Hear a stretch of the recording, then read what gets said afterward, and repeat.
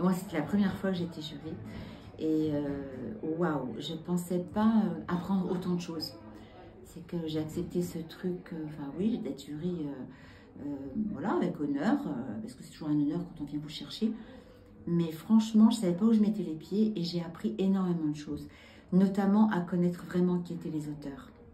Et là, je suis rentrée vraiment dans leur intimité, dans leur manière. Je les ai entendues parler, quand elles parlent entre elles, et je me suis dit, waouh, c'est quand même un boulot de dingue.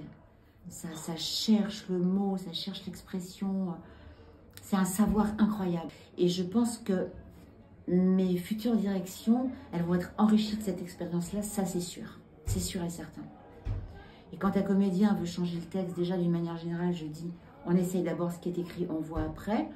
Parfois on peut changer un ou deux mots, mais d'une manière générale, j'ai encore plus de respect de dire, attends, il y a quelqu'un qui l'a pensé du début à la fin, peut-être que ça vaut le coup d'essayer.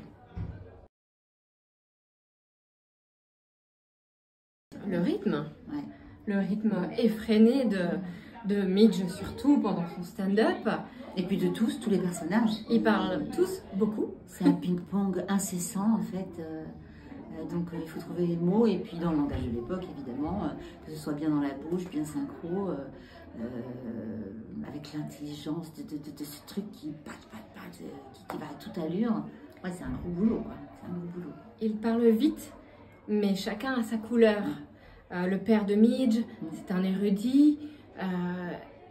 Il a une manière de parler différente de Midge ou de la mère de Midge qui est un peu folle, qui a la mère juive typique.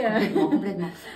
Elles ont réussi en fait à faire en sorte que chaque personnage se démarque. A un vocabulaire qui font que chaque personnage se démarque. Et ça, c'est très fort.